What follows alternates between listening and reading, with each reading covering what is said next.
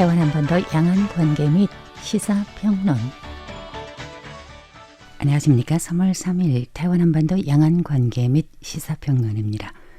도널드 트럼프 2기 취임 이래 미 행정부가 내놓은 외교나 무역 관련 정책은 다른 나라들에게 있어서는 불확실성이 큼에 따라 바쁘게 대응책을 강구하고 있고, 만약 당장 필요한 대응 조치를 내놓을 수 없을 때에는 두려움이 생깁니다.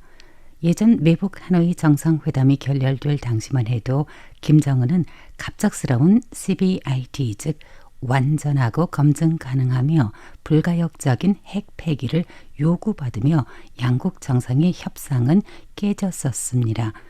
러시아가 어떠한 명목으로든 지난 2022년 2월 24일 우크라이나를 침공했고, 초기에는 러시아 우크라이나 사이에 정전 협상이 진행됐었으나 나중에 미국이든 유럽연합이든 나토든 여하튼 서방 세계가 돕겠다는 고무를 받은 볼로디미르 젤렌스키 대통령은 지금까지 3년이나 이 전쟁에서 버텨왔습니다.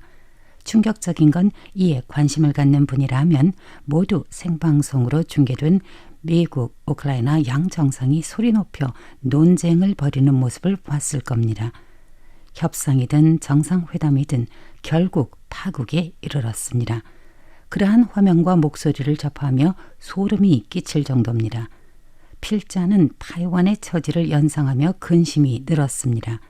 우리가 국방을 강화한다 해도 혼자서는 군사적으로 이길 수 없는 상대가 타이완 해협 건너편에 있고, 타이완 주변에 자주 출몰하는 군용기와 군함은 늘 위협적인 경고처럼 다가왔습니다.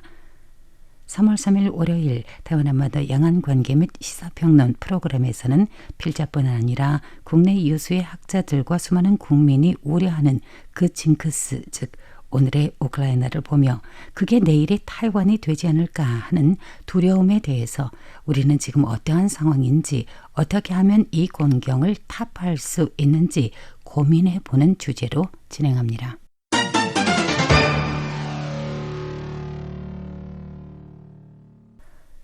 트럼프의 성격이나 일을 처리하는 방식에 대해서 필자가 다 알지는 못해도 적어도 그 누구도 트럼프의 정책 결정을 의심하거나 틀렸다고 지적하면 안 된다는 것이며, 선거 공약에서 발표한 건 어떻게 해서든 실천하려는 의지를 보여준다는 걸 인지하고 있습니다.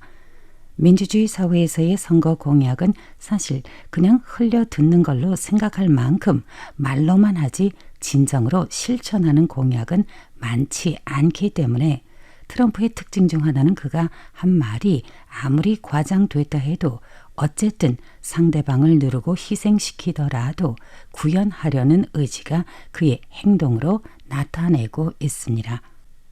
젤렌스키 대통령이 오찬 대접도 못 받고 오벌 오피스, 즉 백악관 내의 집무실에서 나오는 모습을 볼 때 안쓰럽기까지 했습니다. 그런데 어느 날 타이완이 백악관 근처도 못 가본 상황 아래서 버려지는 건 아닐지, 이 정도로 생각한 타이완인은 분명 있을 것입니다. 학자들의 견해가 궁금해졌습니다.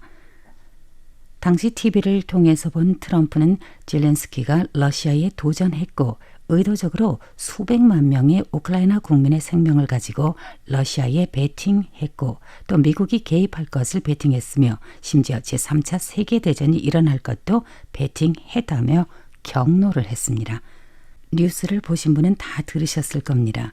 협상 카드도 없으면서 미국이 체면을 줬는데도 뻔뻔스러웠다는 등 타국 국가 원수를 손님 대접은커녕 무한하게 만든 장면이 여전히 필자 뇌리에 생생하게 재생되는 듯 합니다.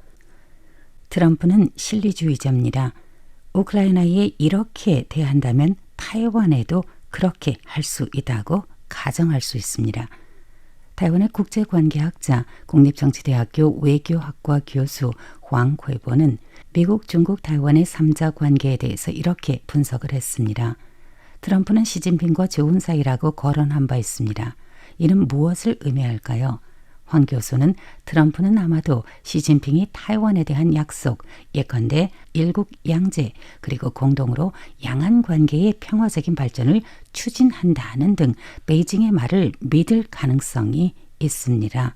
그럴 경우 타이완에 대해서는 라칭더 행정부로 하여금 베이징과談판을 진행하도록 요구할 수도 있고, 양안談판에서 트럼프는 믿을 수 있는 제3자로談판을 지켜보는 역할이 될 것이라 생각할 수도 있다라고 분석했습니다. 지금 타이완은 우리가 우려하는 젤렌스키 모델에 가까운 건 아닐지, 또는 트럼프가 젤렌스키는 푸틴에게 도전했다고 인식하는 것처럼 라이칭더总統이 시진핑에게 도발하고 있다고 생각하지 않을지, 만약 트럼프가 이러한 가정을 하고 있다면 문제가 아주 큽니다. 황 교수는 트럼프가 그렇게 인식한다면 타이완의 양안 정책에 개입하거나 실리적 타이완 독립이라는 목소리를 억누를 수도 있다고 합니다. 필자가 듣기엔 참으로 비관적인 경과 또는 결과입니다. 사립담강대학교 국제전략연구소 리닝요 교수는 현재 우리의 국방 예산은 GDP의 3%에 달했고, 해병대 개편 등 일련의 국방 개혁을 추진하는 등의 국방 관련 방향은 워싱턴 당국이 기대한 자아방위 강화 결심에는 부합할 것이지만, 트럼프는 이익을 극히 중요시하고 있기에 타이완은 미국이 왜 우리를 도와야 하는지, 우리의 어떠한 조건이 미국 국익에 부합하는지를 반드시 트럼프 행정부에 전해야 한다고 강조했습니다. 중화민국은 비록 절대 다수의 국가들과 정식 국교는 없으나 가치 외교, 국민 외교, 산업 공급망 등 여러 방면에서 국제사회의 보편적인 신뢰를 받고 있는 민주주의 국가입니다. 그러나 지금 미국은 유럽연합까지 벌이는 태세인데 타이완을 어떻게 보고 있을까요? 비관하지 않을 수 없는데 우리가 지금 직면한 도전을 구체적으로 나열한다면 무엇이 있을까요?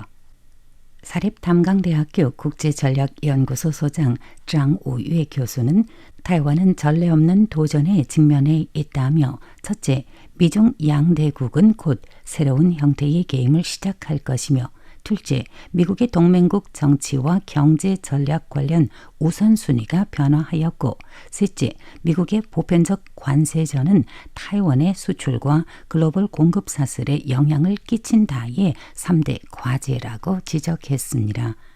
이러한 살벌한 와중에 타이완 내 정계에서는 여야 간이 서로 상대 측 국회의원, 지방의회 의원, 지자체장 파면 경합이라도 하듯 열렬한 정치 싸움을 벌이고 있으니, 이 또한 우리 스스로를 사면초가의 경지로 몰아넣는 리스크를 자초하는 것과 다름이 없습니다. 조 바이든 행정부 시기에 미국, 중국, 타이완 관계와 도널드 트럼프 2기의 이 3자의 관계는 분명 달라졌습니다. 바이든 대통령 때 미국은 중국을 겨냥한 무역전, 과학기술전 등을 펼쳤지만 타이완에 대해서는 우호적이었습니다. 그렇지만 트럼프 2기에도 같은 상황을 기대할 수 있을까요? 미중 전쟁이 시작된 건 18년도 트럼프 1기 때부터였습니다. 미중 관계 속에는 무역, 과학기술, 타이완, 그러니까 미중 전쟁이 아니라 타이완이 지금 끼어 있다는 것입니다. 문제는 더욱이 복잡해졌습니다. 지난 2월 25일 베이징에서 2025년 대타이완 공작회의가 이틀간 열렸었습니다. 전국 정협주석 왕후닝은 양안 관계의 주도권과 주동권을 장악하고 타이완 독립을 반대하며 외부 세력의 간섭을 반대한다고 발표한 바 있습니다. 여기에 조국 통일의 대세를 조성한다는 말도 들어가 있었습니다. 베이징의 기조는 변함없습니다. 일단 3월 4일과 5일 베이징에서 중국인민정치협상회의 제14기 3차 회의와 전국인민대표대회 3차 회의가 열립니다. 이 양회에서 시진핑이 무슨 말을 할지, 그리고 추후 트럼프와 시진핑이 만날 때 타이완 해협에 대한 각자의 주장은 무엇인지 예의주시해야 할 때입니다. 여야가 상대방을 끌어내리고자 서로 싸우느니 국가와 민생을 위해 슬기롭게 미국과 중국이 내세우는 정책에 대처해 나가야 할 것입니다. 3월 3일 월요일 타이완 양안 관계 및 시사평론 원고 작성 보도의 백점입니다. 감사합니다.